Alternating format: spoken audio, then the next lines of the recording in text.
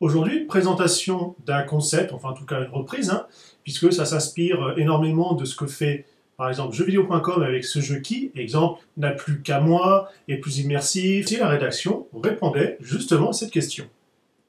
Au final, ça ne s'est pas fait, donc en tout cas, ben voilà, c'est tout.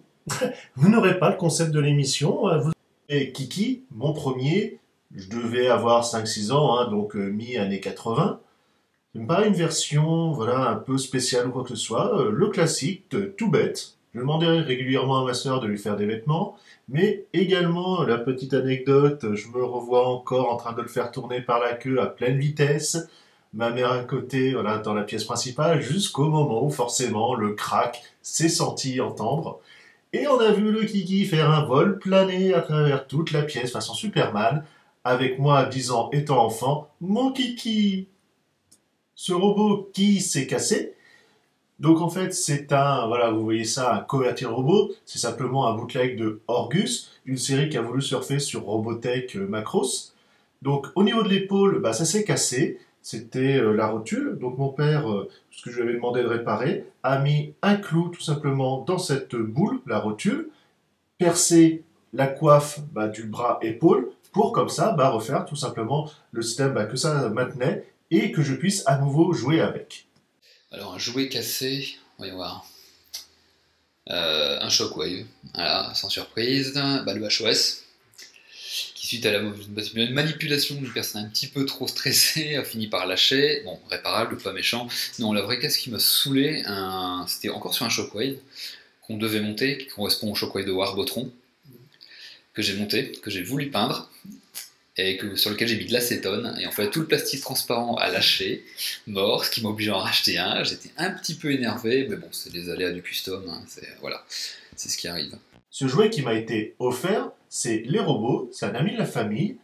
Donc le système un petit peu gimmick, on avait ainsi une espèce de mini BD, un petit comics, hein, qui relatait les aventures de son personnage ou autre. Le personnage pouvait se ventouser. Celui-ci qu'on voit avec le Cosmocrabe, en fait, il avait un système de pistolet à eau dans la tête. Le petit plus de ce véhicule-là, c'est que, comme vous voyez, bon, il était déjà à la pince, mais également, on prenait le petit bonhomme rouge, qui servait de pompe, hein, qu'on mettait derrière, on gonflait ainsi, par son intermédiaire, un ballon qui appuyait sur le bouton, et donc, puisqu'il y avait des piles à l'intérieur, ce bouton donnait l'ordre tout simplement au véhicule d'avancer. Pas anniversaire, plutôt Noël. Le Trigger Happy tout neuf que j'ai eu à Noël dernier, donc en G1, qui est un G1 qui 9 fois sur 10 est ou cassé, ou jauni, ou en vue d'être détruit, et que là j'ai reçu quasiment 9 hors de la boîte en fait, alors qu'il ne l'était pas dans la boîte. Donc super surprise et surtout à un bon prix.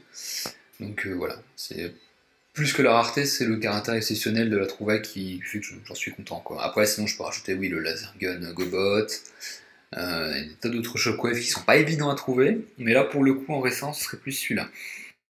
Ce jouet qui a beaucoup servi, c'est le bootleg de Bassinger. On le connaît, voilà, en tout cas en Europe, sous moteur Jumbo, hashtag 3 Suisses sous la redoute, hein, quelque chose comme ça.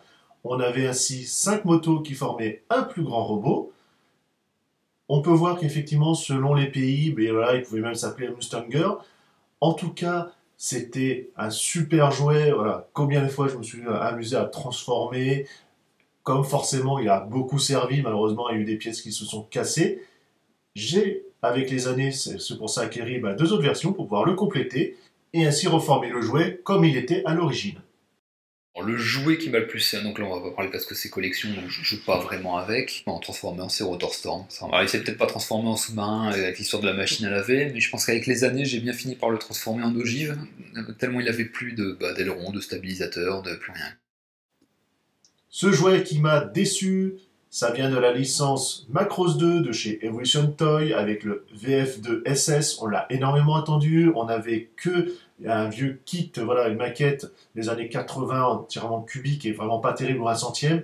Quand il a été annoncé, voilà, tous les collectionneurs et fans de Macross ont crié « Oh joie, on va enfin l'avoir !»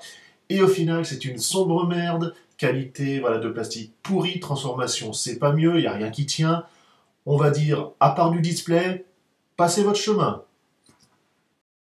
Le meilleur laxatif, le Springer Fans Project, qui, non content d'être compliqué à transformer, pas plus dans la complexité, mais plus que dans l'énervement en fait.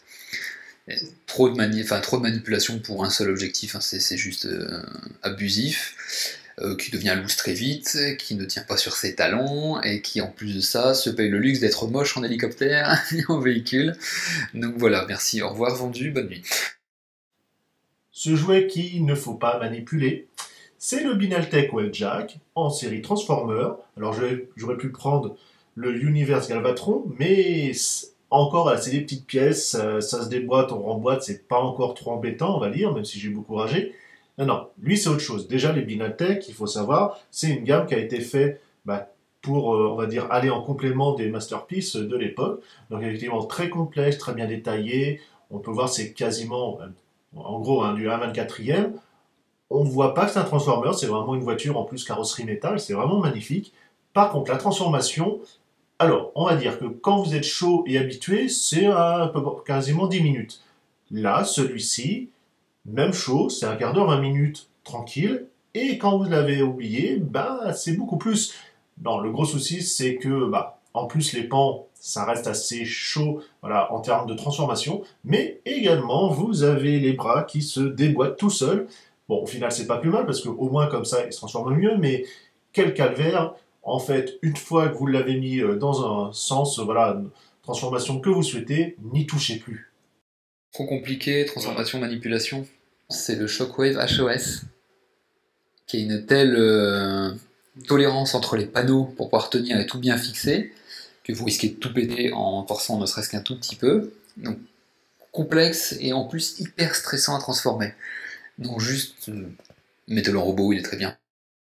Ce jouet qui me fait envie, mais que j'aurai jamais tellement il est cher et difficilement trouvable, c'est le Genesis Gagar Final Version.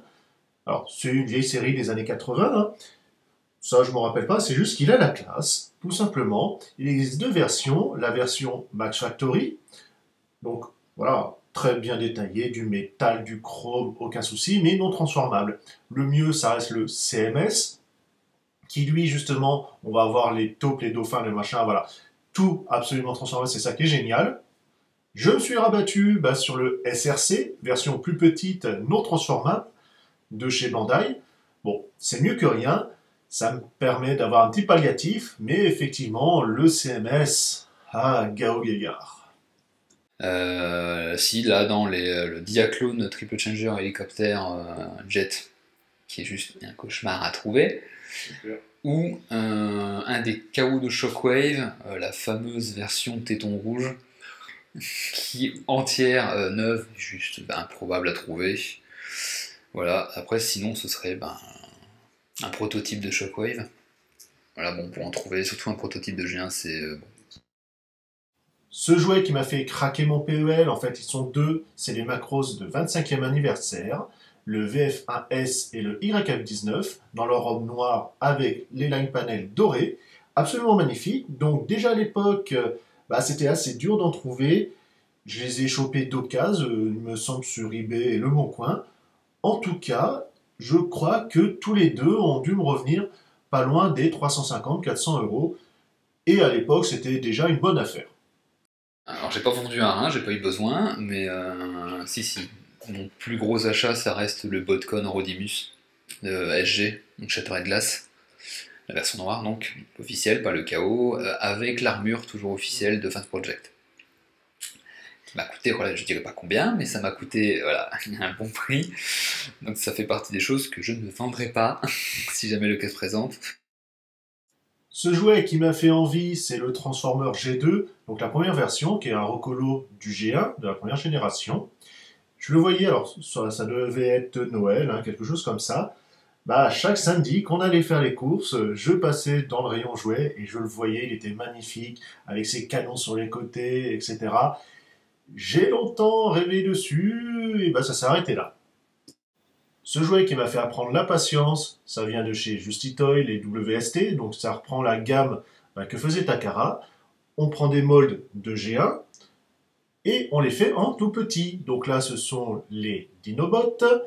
Et comment dire, à chaque fois, mois par mois, et les deux derniers ont été le pire, je les ai attendus 1 an et 1 an et demi après la date de commande.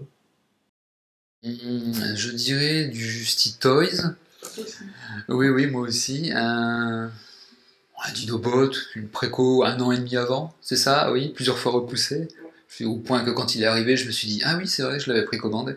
Ce jouet qui a mangé beaucoup de piles, c'est ma voiture radiocommandée de chez Nico, la Hyper One, elle a pas mal vécu. Un petit buggy, donc 2 vitesses, lent ou rapide. Et bah, j'y jouais pas souvent malheureusement. Alors, pas de Transformers, un jeu vidéo, hein, les connaisseurs sauront, le Game Gear, voilà, 4 piles, 1 heure, quand t'as de la chance. C'est un peu le pack, après avoir les After Sector avec, sinon bah, tu jouais pas en fait. Hein. Voilà, c'est une fausse console de salon. Merci Sega. Ce jouet qui m'a fait commencer mes collections, alors même si j'avais déjà quelques Transformers grâce à Cerberus, n'est-ce pas? C'est, on va dire officiellement, la Miss Claude du Verseau, achetée en septembre 2005 au Jouet Club, qui était voilà, dans la ville d'à côté, et c'est vraiment ça qui m'a lancé dedans. Où est Charlie, jouet perdu? Rotorstorm que j'avais emmené en vacances, que j'avais rangé dans un sac, et que j'ai bien perdu pendant 3 mois avant de remettre la main dessus, parce que le sac était passé au lavage. Sauf que coup de bol, elle n'avait pas mis dans la machine. Donc j'ai pu le récupérer juste avant et en bon état. Bon, parce que s'il était passé à la machine, ça serait passé d'hélicoptère à sous-marin. Et il n'aurait pas resté grand chose. Mais bon, gros stress quand même.